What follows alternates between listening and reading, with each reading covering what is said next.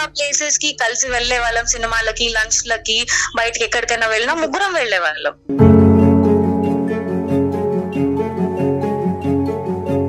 ఇందువల్లే నేను విడిపోయాను అని మీకు కరెక్ట్ గా పిన్ పాయింట్ గా చెప్పలేను.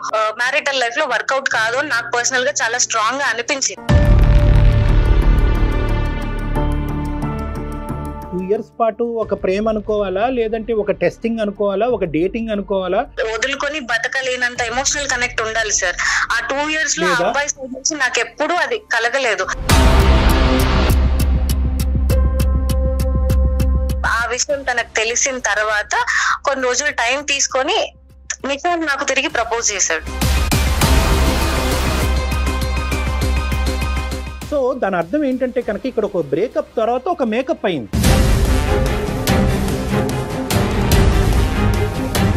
నాకు హరీష్ గురించి తెలుసు సార్, ఆ అబ్బాయి మనస్తత్వం తెలుసు.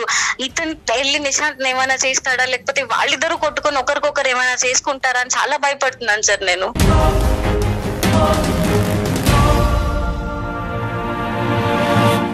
నిశాంత్ ఇప్పుడు వచ్చాడు, మన బ్రేకప్ అయిన తర్వాతే నిశాంత్ సెకండరీగా వచ్చాడు, ప్రైమరీగా ముందు నుంచి లేడు అనే మాట హరీష్ ఏ కోసానైనా నమ్ముతాడా?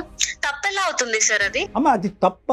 నాకు నచ్చిన మనిషి పెళ్లి చేసుకోవడం అన్న హక్కు నాకు ఉండదా సార్?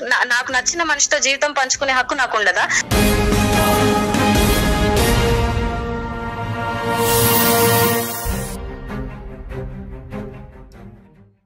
అవిస్ హాస్పిటల్ సమర్పించు అందమైన జీవితం కార్యక్రమానికి స్వాగతం. నమస్తే కళ్యాణ్ గారు. నమస్తే జయ గారు. కళ్యాణ్ గారు, భువనేశ్వరి అనే ఒక అమ్మాయి మనకి మెయిల్ చేసిందండి, అనంతపురం నుంచి. పెళ్లి కాలేదు పిల్లకి, ఇంకా ఒక సమస్యను ఫేస్ చేస్తా ఉందన్నమాట. కాల్ చేసేనా మరి?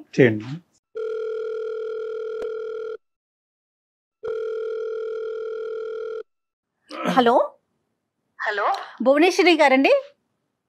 అవునండి, మీరెవరు? నేను జయానండి, అందమైన జీవితం ప్రోగ్రామ్ నుంచి కాల్ చేస్తున్నాను. మేడం చెప్పండి మేడం. భువనేశ్వరి బాగున్నారమ్మా? బాగున్నాను మేడం, బాగున్నానమ్మా. నాతో పాటు డాక్టర్ కళ్యాణ్ చక్రవర్తి గారు కూడా ఉన్నారు. సార్ నమస్తే సార్. భువనేశ్వరి నమస్తే అమ్మా. నువ్వు అదృష్టవంతురాలు, ఎందుకంటే మాకు దగ్గర 3000 ఈమెయిల్స్ వచ్చినాయి. ఆ ఈమెయిల్స్ లో నీది సెలెక్ట్ చేయడం జరిగింది. అసలు ఇంత తొందరగా మీరు కాల్ చేస్తారని కూడా నేను అనుకోలేదు. చెప్పనన్నా, ఎంత వయసు ఎంత మీది? Sir 26 sir. క్వాలిఫికేషన్స్ అమ్మా, చదువుకుంటున్నారా? బీటెక్ అయిపోయింది సార్, ఐటీలో జాబ్ చేస్తున్నానండి. ప్రెసెంట్ ఎక్కడున్నారమ్మా?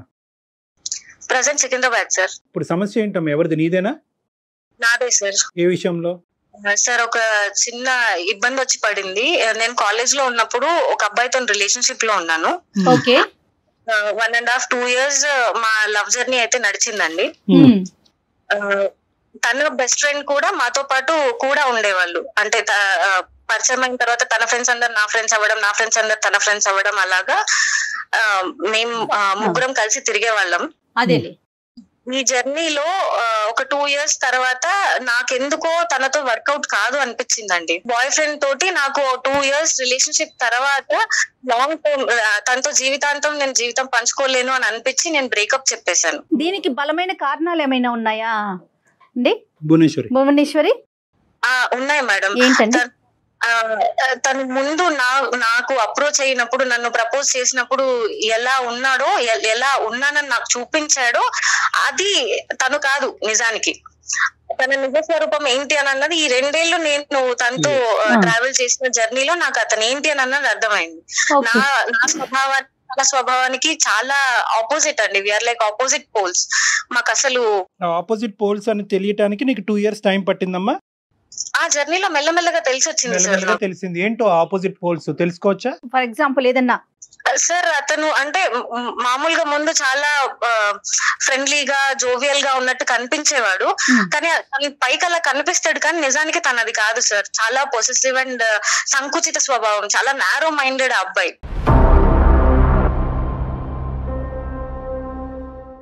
కామన్ ఏమో కదమ్మా, అది కామన్ కాదా? నాది అనుకోవడం, నా మనిషి అనుకోవడం వరకు బానే ఉంటది, కానీ నాతో తప్ప ఇంకెవ్వరితోనూ మాట్లాడకూడదు, తనకంటూ నేను తప్ప ఇంకో ప్రపంచం ఉండకూడదు అనేది భరించలేం కదా సార్. అదే ఫ్రీడమ్ రిస్ట్రిక్ట్ అవుతే సమస్య వస్తుంది. కరెక్టేనా నువ్వు చెప్పింది? బాగా చెప్పావు. తర్వాత అది కాకుండా ఇంకా ఏ సమస్యలు కనిపించినాయి ఈ అబ్బాయిలో నీకు? తను ఆలోచన విధానం కూడా ఈ తరానికి నాకు తగ్గట్టు లేదని అనిపించింది సార్. మరీ సంకుచితంగా ఆలోచించడం, ప్రతిదానికి అనుమానించినట్టు మాట్లాడతారు, కానీ అనుమానం అన్నట్టు అంటే ఇండైరెక్ట్ గా చెప్పడం అన్నమాట. అనుమానించినట్టే ఉంటది కానీ నేనేం అనలేదు, తిరిగి అడిగితే నేనేం అనలేదు కానీ నా అలా అనలేదు అని కప్పిపుచ్చుకునేవాడు. సో ఉన్నవేంటమ్మా, లేను బానే చెప్పావు, ఉన్న క్వాలిటీస్ ఏంటి అతనిలో? ఏ కారణాల వల్ల హరీష్ నీకు నచ్చాడు, ఏమనుకుని దిగావు? అంటే తను నాకు చాలా సపోర్టివ్ గా ఉంటాడు అని అనుకున్నా సార్. అంటే కెరియర్ లో కానీ లైఫ్ లో కానీ తోడుంటాడు, పక్కన నిలబడతాడు, నన్నుగా ఉండనిస్తాడు అని అనుకున్నా. ఎందుకంటే నేను లైఫ్ పార్ట్నర్ తో నన్ను చేసుకోబోయే వాడిలో నేను అదే ఆశించాను కాబట్టి అవి తనలో ఉన్నాయి అన్నట్టే తను నాతో స్టార్టింగ్ లో బిహేవ్ చేశాడు. తర్వాత ఆ జర్నీలో మెల్లమెల్లగా తెలిసి వచ్చింది ఏంటి అని అంటే తను చూపించింది తను ఉన్నది వేరే వేరే. వాట్ ఈస్ అప్, నీకు బయటకు కనిపించేది లోపల ఉన్నది డిఫరెంట్. ఓకే. సో చాలా సార్లు పెద్ద పెద్దగా గొడవలు అయ్యేవి. అంటే చాలా కారణాలు సార్. ఒకటి ఇందువల్లే నేను విడిపోయాను అని మీకు కరెక్ట్ గా పిన్ పాయింట్ గా చెప్పలేను. ఒకదాని తర్వాత ఒకటి సీక్వెన్షియల్ గా నాకు ఆ లాంగ్ జర్నీలో అర్థమైంది ఏంటి అని అంటే మా ఇద్దరికి ఫ్యూచర్ లో మ్యారిటల్ లైఫ్ లో వర్కౌట్ కాదు అని నాకు పర్సనల్ గా చాలా స్ట్రాంగ్ గా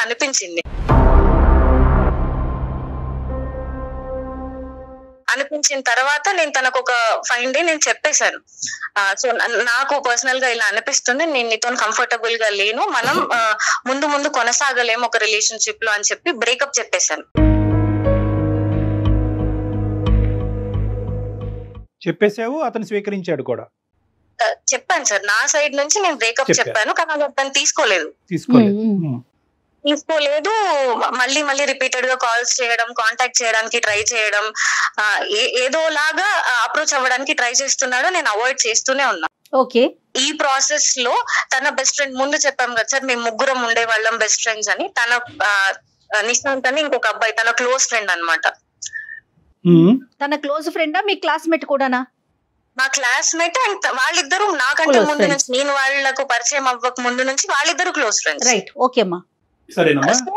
ఈ మా 2 years జర్నీలో మొత్తం తను ఉన్నాడు. చాలా ప్లేసెస్ కి కలిసి వెళ్లే వాళ్ళం, సినిమాలకి, లంచ్ లకి, బయటకి ఎక్కడికైనా వెళ్ళినా ముగ్గురం వెళ్లే వాళ్ళం. ఈ అబ్బాయి ఆ అబ్బాయి కాదమ్మా, ఈ అబ్బాయి పేరేంటి చెప్పండి? హరీష్ బెస్ట్ ఫ్రెండ్ నిశాంత్ అండి. నిశాంత్. Okay, right. చెప్పు. హరీష్, నిశాంత్, నేను కలిసి తిరిగే వాళ్ళం, అంతా అప్పుడు బానే ఉండేది.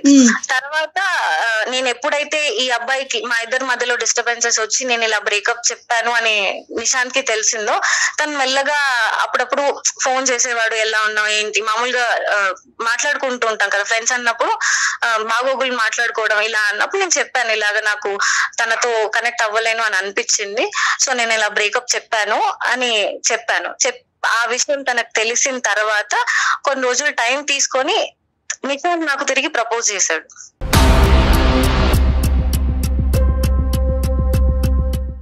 ట్రయాంగిల్. ఓకే. ప్రపోజ్ అబ్బాయి చేశాడు కదమ్మా?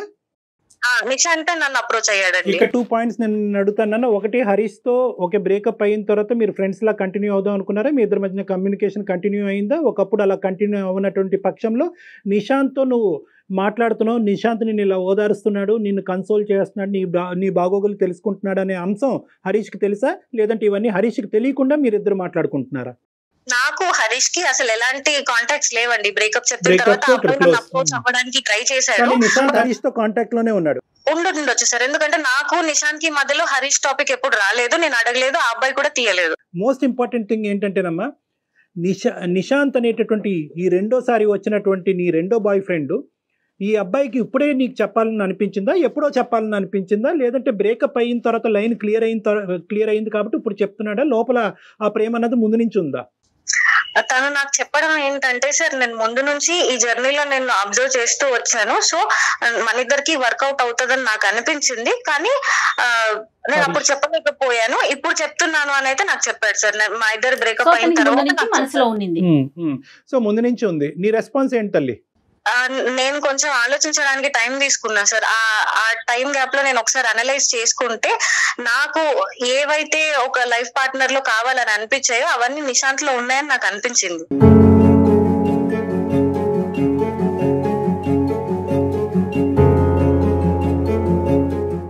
హరీష్ తో నీ బ్రేకప్ కి నిశాంత్ మళ్ళీ నిన్ను ప్రపోజ్ చేయడానికి మధ్యలో టైం గ్యాప్ ఎంత ఉందమ్మా?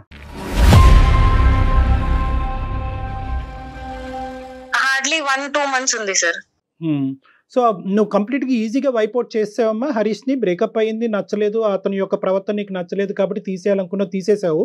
ఆ 2 years పాటు ఉండేటటువంటి జ్ఞాపకాలు ఏవి కూడా నీ లోపల ఒక బాధని, ఒక డిప్రెషన్ని కలిగించలేదా? లేదు సార్.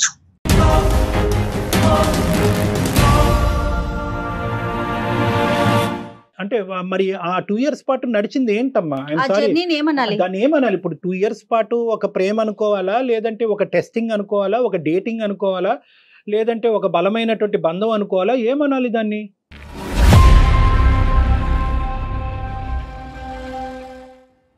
సార్ మీరు అన్నట్టు డిప్రెషన్ లోకి వెళ్ళాలి అని అంటే వదులుకొని బతకలేనంత ఎమోషనల్ కనెక్ట్ ఉండాలి సార్. ఆ 2 years లో అబ్బాయి సైడ్ నుంచి నాకు ఎప్పుడు అది కలగలేదు. ప్రతి స్టెప్ లోనూ, ప్రతి ఇన్సిడెంట్ లోనూ నాకు చాలా ఇబ్బంది అనిపించేది. తన ప్రవర్తన కానీ, తన మనస్తత్వం కానీ నాకు చాలా ఇబ్బంది అనిపించేది. కానీ నేను కాంప్రమైజ్ అవుతూ దాన్ని డైజెస్ట్ చేసుకుంటూ ముందుకు వచ్చాను. ఒక పాయింట్ కి వచ్చిన తర్వాత నేను దాన్ని తీసుకోలేకపోయాను. సో బ్రేకప్ అనేది నీకు రిలీఫ్ అనుకోవచ్చు సార్. నేను భరించలేను. నేను తనతో కలిసి ముందుకు నేను అడుగు వేయలేను అని అనిపించినప్పుడు నేను తనకు వద్దు, మనకు సెట్ అవ్వదు అని చెప్పేశాను. రైట్, అర్థమైందన్న. ఒకటైతే క్లియర్ కదమ్మా, నిశాంత్కి మీ ఇద్దరు పరిచయం అయినప్పటి నుంచి, అంటే ఒక బెస్ట్ ఫ్రెండ్ గా పరిచయం అయినప్పటి నుంచి నిశాంత్కి నీ మీద ఫీలింగ్స్ ఉన్నాయి. ఎటొచ్చి హరీష్ మధ్యలో ఉన్నాడు కాబట్టి అతని మనసులో ఉన్న భావాన్ని నీకు చెప్పలేదు. నీకైతే మాత్రం నిశాంత్ మీద ఎప్పుడు ఫీలింగ్స్ లేవు. ఇప్పుడైతే మాత్రం నిశాంత్ నుంచి ఈ ప్రపోజల్ వచ్చాక నువ్వు కూడా అది కన్సిడర్ చేయడానికి ఇష్టపడుతున్నావు. అంతే sir. So Harish is completely out of the picture. లేదు సార్. ఇంకొక భయంకరమైనటువంటి అంశము, భయపెట్టే అంశం ఏంటంటే హరీష్ నిశాంత్ టచ్ లో ఉన్నారా లేదా అనేది నీకు ఇంకా తెలియదు కదా. ఫస్ట్ అది కనుక్కోవాలి కదమ్మా. టచ్ లో ఉన్నారు అంటే ఒకరికొకరు ప్రత్యక్షంగా ఎదురుపడైతే మాట్లాడుకోవట్లేదు. మేబీ ఫోన్లో అట్లా టచ్ ఇంపాసిబుల్ నాన్న. ఇప్పుడు వాళ్ళిద్దరు టచ్ లోనే ఉండుంటారు. బహుశా నిశాంత్ అంటే నీ సెకండ్ బాయ్ ఫ్రెండ్ హరీష్ తో బహుశా మీ ఇద్దరి మధ్యన జరిగేటటువంటి సంభాషణలు, అతని ఫీలింగ్స్ గురించి హరీష్ తో డిస్కస్ చేయకపోయి ఉండొచ్చు. అంత పర్సనల్ డిస్కషన్, అంత ర్యాపో అయితే లేదు సార్. తగ్గింది. ముందు ముగ్గురం కలిసి ఉన్నప్పుడు ఉన్న బాండింగ్ అయితే ఇప్పుడు లేదు. మెల్లమెల్లగా ఎప్పుడైతే మా ఇద్దరు బ్రేకప్ అవ్వడం, నిశాంత్ నన్ను అప్రోచ్ అవ్వడం, ఈ ప్రాసెస్ లో వాళ్ళిద్దరి మధ్య కూడా ముందున్నంత స్నేహం అయితే ఇప్పుడు లేదు. రైట్ నాన్న. 6 weeks ఎందుకు పట్టింది నీకు? ఎప్పుడు చెప్దాం అనుకుంటున్నావు? అతనికి రెస్పాన్స్ ఏంటి? వెయిటింగ్ దేని గురించి?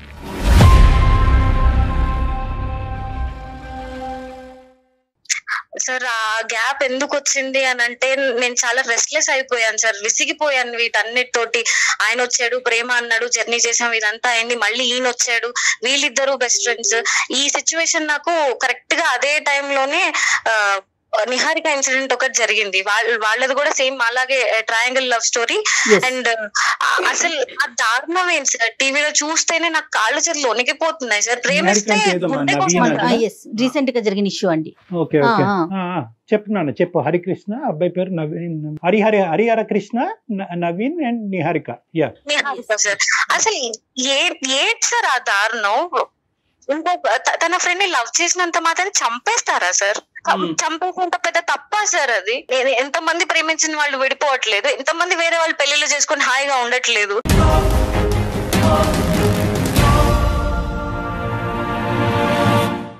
తనని కాదని వేరే వాళ్ళని ప్రేమించినందుకు చంపేస్తారా? అది గుండె అనుకుంటున్నారా, కేక్ ముక్క అనుకుంటున్నారా సార్? అలా పక్కకు తీసుకెళ్లి చంపేయడం దారుణాలు. అది చూసినప్పటి నుంచి నాకు రాత్రులు నిద్ర పట్టలేదు సార్. అసలు నా పరిస్థితి కూడా ఇంచుమించు దాదాపు దానికి దగ్గరగానే ఉంది. ఇది ఇలాంటి భయంకరమైన పరిణామాలు వస్తాయేమో. అసలు అందులో నా తప్పు ఎంత ఉంది? నేనేమన్నా తప్పు చేస్తున్నానా? నేను ఇప్పుడు ఈ అబ్బాయికి ఓకే చెప్తే అలాంటి పరిణామాలు ఏమన్నా నేను చూడాల్సి వస్తుందా? అసలు నాకేం అర్థం కావట్లేదు సార్. నీ ఇష్యూకి వస్తే అమ్మా, కమింగ్ టు యువర్ పాయింట్, నీకు నిద్ర పట్టట్లేదు, చేతులు కాళ్ళు వణికిపోతున్నాయి, భయం వేస్తుంది అని అంటున్నావు. ఇప్పుడు నీకు ఒక స్ట్రైట్ ఫార్వర్డ్ క్వశ్చన్ నిన్ను అడుగుతా.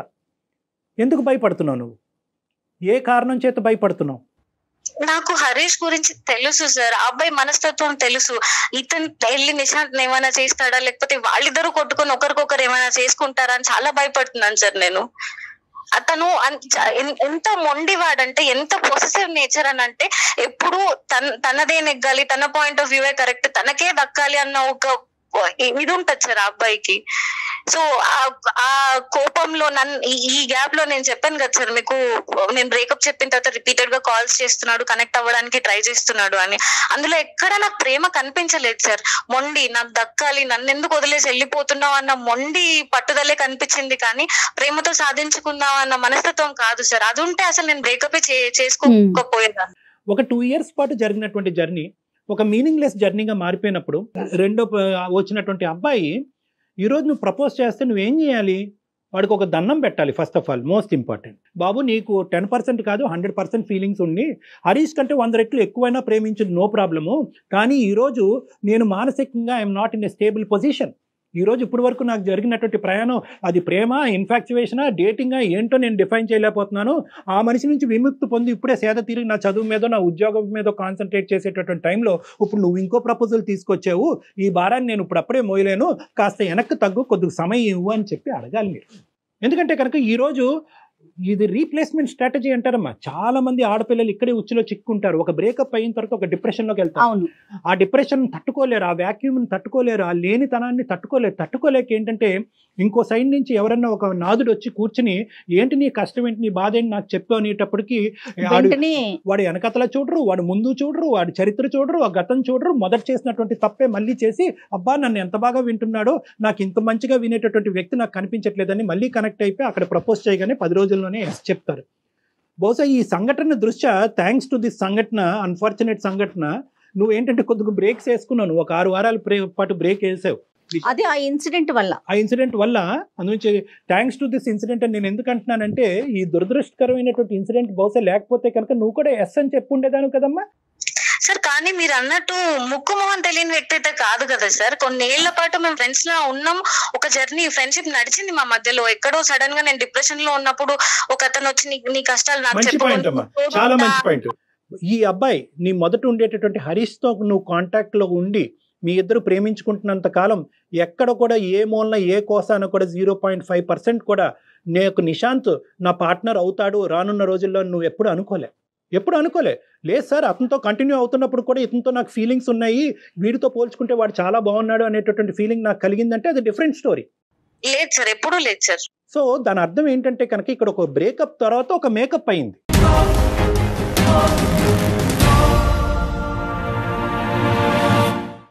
ఈ బ్రేకప్ తర్వాత మేకప్ అయింది అంటే ఏంటంటే ఈ బ్రేకప్లో ఉండేటటువంటి ఆ వాడి వేడి ఉండేటటువంటి పరిస్థితిలో ఈ అబ్బాయి వచ్చి ప్రపోజ్ చేయగానే నీ మనసులో ఒక క్వశ్చన్ మార్క్ పడింది. సో కాబట్టి నేనేమంటున్నానంటే ఎప్పుడు కూడా ఇటువంటి సిచ్యువేషన్ సర్కమ్స్టాన్సెస్లో తీసుకునేటటువంటి నిర్ణయాలు ఖచ్చితంగా తప్పుదోవ పట్టిస్తాయి. ఆ అబ్బాయి ఇంతకుముందు ఆ అమ్మాయి భయపడేటటువంటి టీవీలో జరిగినటువంటి సంఘటనలో పరంగా ఈ అమ్మాయి మీద హింస చూపెడితే భయం వేస్తుంది సార్. నాకు అదే భయంతోనే మీకు మెయిల్ చేశాను నేను. అంటే ఇప్పుడు ఇక్కడ హరీష్ ఫ్రెండ్ కాకుండా ఉన్నట్లయితే ఇంత భయపడాల్సిన అవసరం ఉండేది కాదంటారా కళ్యాణి గారు? మీరు ప్రేమించినటువంటి ఒక అబ్బాయి కానీ అమ్మాయి కానీ ఆ అమ్మాయితో బ్రేకప్ చెప్పిన తర్వాత ఓకే బాయ్, నాకు నచ్చకపోయినా నీ దారి నువ్వు చూసుకుంటాను అంటున్నావు, నిన్ను ప్రేమించాను కాబట్టి నా ప్రేమను ఈ విధంగా నేను త్యాగం చేయాలి అని అనుకుంటున్నాను, నేను ప్రేమించినటువంటి వ్యక్తి నా వల్ల బాధపడకూడదు, నేను నచ్చకపోతే నేను విరమించుకుంటాను, నేను వెనక్కి వెళ్ళిపోతాను అనేటటువంటి అంశం నెంబర్ 1. అలా అనుకుని అలా విత్డ్రా అయ్యేటటువంటి అమ్మాయి కానీ అబ్బాయి కానీ మానసికంగా ఏమనుకుంటారంటే కొన్ని సంవత్సరాలు కొన్ని ఏళ్ల పాటు ఏమనుకుంటారంటే నా స్థానాన్ని ఎవరూ తీసుకోకూడదు అనే భావంతో చాలా బలంగా ఉంటారమ్మా. That's a feeling, that's a natural human feeling. నువ్వు నాకొద్దు, నేను నీకొద్దు, నేను వెళ్ళిపోతాను, కానీ నా స్థానం ఎవరు తీసుకోకూడదు అనేది సబ్కాన్షియస్గా లోపల ఉంటుంది, బయటకు అనరు వాళ్ళు. కానీ ఇక్కడ ఏమైంది అంటే కనుక అతను కళ్ళెదురుగుంటేనే అతను పక్కన తిరిగేటటువంటి వ్యక్తిని తీసుకొచ్చి నువ్వు నీ పక్కన కూర్చోపెట్టుకుంటే అతను వెన్నుపోటు అని అనుకోడు అనటానికి గ్యారంటీ ఉందా మనకి? మీ ఇద్దరి మధ్యన ముందే కనెక్షన్ ఉంది కాబట్టి నాకు ఇప్పుడు బ్రేకప్ చెప్పేవు అనేటటువంటి ఆలోచన అతనికి రాకుండా ఉండదా? అప్పుడు ఇతనిలో కూడా సాడిస్టిక్ ఫీలింగ్, ప్రతీకారపరమైనటువంటి ఫీలింగ్స్ రాకుండా ఉంటాయా? నేనైతే కనుక ఈ సెకండ్ పాయింట్ అయితే ఖచ్చితంగా ఈ అబ్బాయి హరీష్ అనుకుంటాడు అంటున్నాను. ఎందుకంటే నువ్వు చెప్పినటువంటి క్యారెక్టర్స్ బట్టి అసలు నమ్మసక్యంగా కూడా అనిపించట్లేదు కదా భువనేశ్వరి. నమ్మడు, మేము ఖచ్చితంగా నమ్ముతాం. కానీ అక్కడికి వెళ్ళి హరీష్కి ఈ రోజు కాకపోయినా రేపు తెలుస్తుంది. హరీష్లో ఎటువంటి పగ ఆవేశాలు రావచ్చమ్మా? ఈరోజు అంత రిస్క్ తీసుకుని నిశాంత్కి కూడా నువ్వు ఐ లవ్ యూ అని చెప్పి ఎందుకు ముందుకెళ్ళి మళ్ళీ ఇంకో తప్పు చేయాలి? తప్పెలా అవుతుంది సార్ అది? అమ్మా అది తప్ప నాకు నచ్చిన మనిషిని పెళ్లి చేసుకోవడం అన్న హక్కు నాకు ఉండదా సార్? నాకు నచ్చిన మనిషితో జీవితం పంచుకునే హక్కు నాకు ఉండదా? ఈ రోజు నిశాంత్, సరే మీరు అన్నారు నిశాంత్ హరీష్ బెస్ట్ ఫ్రెండ్స్ కాబట్టి నిశాంత్ కి ఓకే చెప్తే హరీష్ ఇలా అనుకోవడానికి మీరు అంటున్నారు. నిశాంత్ కాకపోతే రేపు పొద్దున మా అమ్మ నాన్నలు చూసిన వాళ్ళైనా అతని ఫ్రెండ్ కాకుండా ఎవరైనా ఎక్స్ అయినా వై అయినా జెడ్ అయినా నో ఇష్యూ. ఇక్కడ సమస్యల్లో అతని ఫ్రెండ్ అయి ఉండటమే, హరీష్ ఫ్రెండే సమస్య. అంతే కదా కళ్యాణ్ గారు? అంతే, ఎగ్జాక్ట్లీ మేడం. అదే ఎట్ ద పాయింట్. నువ్వు ఈ రోజు మాకు ఎందుకు చేసావు? నీకు భయం వేసింది కాబట్టి చేసావు. నువ్వు నిద్ర పోవట్లేదు కాబట్టి చేసావు. ఎక్కడో నీ అంతరాత్మ నువ్వు తప్పు చేస్తున్నావు, రేపొద్దున ఇంకో అనర్థం నీ జీవితంలో జరిగి రేపొద్దున ఇది పేపర్లోనో టీవీలోనో ఒక న్యూస్ కింద రాబోతుంది అనేటటువంటి ఆలోచన నిన్ను చంపేస్తుంది కాబట్టి నువ్వు నాకు చేసావు. ఎందుకు అంటే కనుక నీ మనసులో ఉండే కాన్సెప్ట్, నేను మాట్లాడే కాన్సెప్ట్ ఒకటే కాబట్టి. సో కాబట్టి నేనేమంటున్నానంటే ఇక్కడ ఏమీ అంత దూరమైనటువంటి ప్రయాణం ఏమీ జరగలే.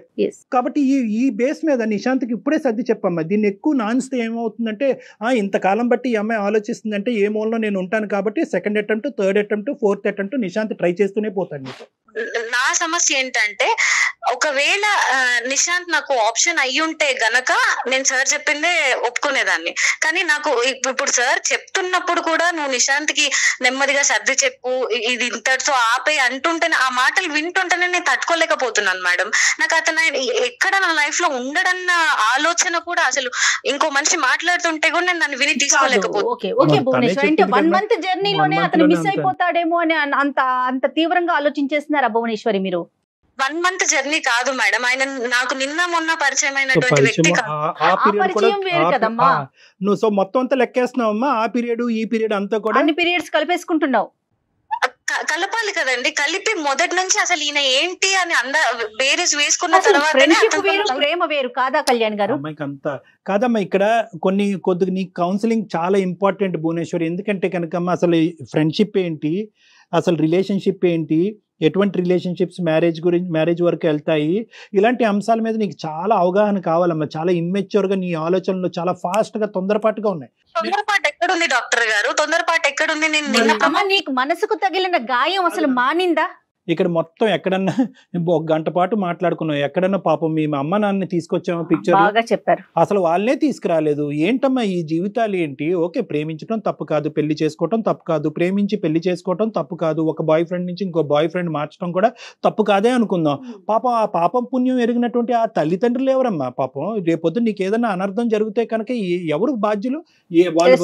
ఎవరు తీసుకుంటారు? లబోదిబో అని ఏడ్చేది ఎవరమ్మా? సో కాబట్టి ఓకే, అదంతా మీకు నచ్చకపోవచ్చు మీ తరానికి, కానీ బట్ నేను ఒక పాయింట్ అయితే నేను చెప్తున్నానమ్మా. ఇక్కడ నేను ఇప్పటి వరకు ఆ స్థాయిలో ప్రేమించి నన్ను ఆ స్థాయిలో ప్రేమించినటువంటి ఒక అద్భుతమైన వ్యక్తి దొరికాడా నీకు?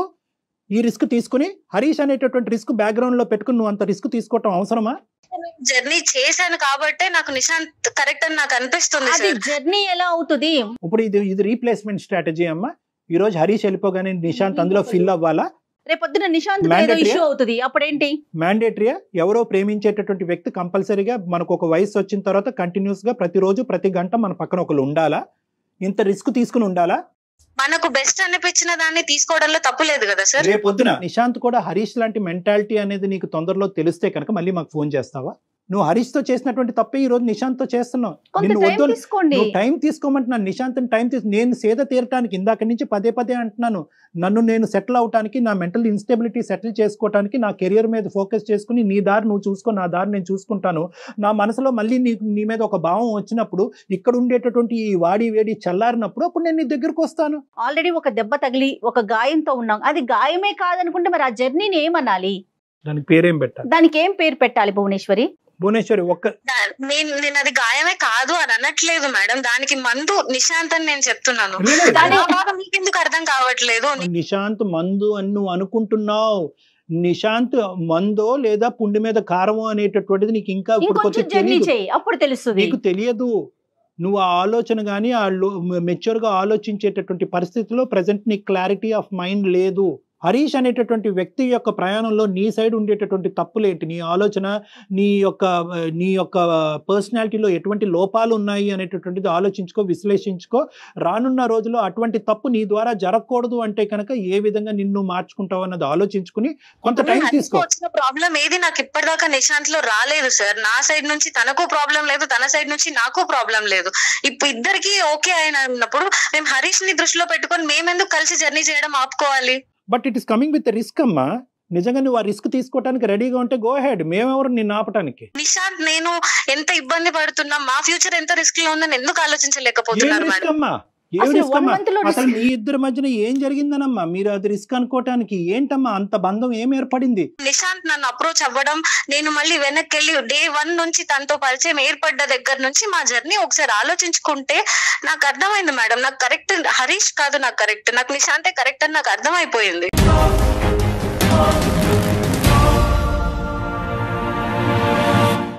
మా ప్రైమరీ థింగ్ అయితే మాత్రము నువ్వు టైం తీసుకో. నిశాంత్కి ఇప్పటికిప్పటికే రీప్రపోజల్ చేసి నువ్వంటే నాకు ఇష్టం అని చెప్పొద్దు. మోస్ట్ ఇంపార్టెంట్ ఏంటంటే ఈ మొత్తం అంశంలో హరీష్ని మాత్రం కప్పేయద్దు. హరీష్కి ఇండైరెక్ట్గా తెలిస్తే కనుక పరిస్థితి ఇంకో విధంగా ఉండొచ్చు. కాబట్టి ఇండైరెక్ట్గా తెలిసే ముందు డైరెక్ట్గానే చెప్పడం బెటరు. అన్నిటికంటే ఫైనలీ మోస్ట్ ఇంపార్టెంట్, నీకంటూ ఒక కుటుంబం ఉంది, తల్లిదండ్రులు ఉన్నారు.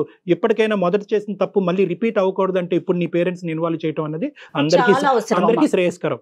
ఇదే భాష ఏదైతే మాతో మాట్లాడేవో నిశాంత్ కరెక్ట్, నిశాంత్ సూపరు, నిశాంత్కి మించినటువంటి మనిషి లేదు అనేటటువంటి అంశాలు ఏవైతే చెప్పావో అవే మీ తల్లిదండ్రుల దగ్గర రిపీట్ చేయి. మీరు ఆర్గ్యూలోకి వెళ్తున్నారు భువనేశ్వరి, ఆలోచించండి. ఆర్గ్యుమెంట్ కూడా నువ్వు ఎందుకు వెళ్తున్నావు అంటే కనుకమ్మా మాకు ఫోన్ చేయకి, మాకు ఈమెయిల్ చేయక ముందే నువ్వు నిశాంత్ కావాలి అని చెప్పి 100% కాదు 200% ఫిక్స్ అయ్యావు. కాబట్టి ఈ రిస్క్ని ఆ నిశాంత్ అలాగే ఉండాలి, నిశాంత్ నేను ప్రేమించాలి, నిశాంత్ నేను పెళ్లి చేసుకోవాలి, కానీ నాకు హరీష్ దగ్గర నుంచి రిస్క్ రాకుండా మీరు ఒక ఆలోచన చెప్పండి అంటే కనుక అలా మేము చెప్పలేమమ్మా. ఎందుకంటే హరీష్ని మేము చూడలేదు, హరీష్తో మేము మాట్లాడలేదు. హరీష్ ఆ టీవీలో జరిగినటువంటి సంఘటనలాగా హరీష్ ప్రవర్తిస్తాడో లేదో అన్నది మాకు తెలియదు. అలాంటప్పుడు ఏంటంటే మాకు తెలియనటువంటి అంశము రిస్క్ ఉన్నట్టుగానే ముందుకు వెళ్ళమంటాం, కానీ రిస్క్ లేనట్టుగా ఊహించుకుని ముందుకు వెళ్ళమని చెప్పే దమ్ము ధైర్యం నాకైతే లేదమ్మా. అమ్మ జీవితం ఇది అందరికి పరిచిన విస్తరవదు, అన్ని కష్టాలు నష్టాలు అన్నీ ఉంటాయి. ఆలోచించుకో భువనేశ్వరి, నువ్వు వెంటనే నిర్ణయం తీసుకోమని చెప్పట్లే. ఇప్పుడు ఈ విషయాన్ని కూడా టకామని ఎస్ అని చెప్పేయాలని మేము ఎక్స్పెక్ట్ చేయట్లేదమ్మా. ఎస్, నువ్వు టైం తీసుకో. డాక్టర్ గారి నెంబర్ నీకు నేను షేర్ చేస్తాను, పర్సనల్ గా వచ్చి కలు, ఫోన్ లో కాదు. ఓకేనమ్మా? సరే మేడం. ఆల్ ది బెస్ట్ తల్లి. బాయ్ అమ్మా, all the best Bhuvaneshwari. Bye. Right Kalyan గారు, థ్యాంక్ యూ సో మచ్. నమస్తే అండి. సమర్పిస్తున్న వారు అవిస్ హాస్పిటల్.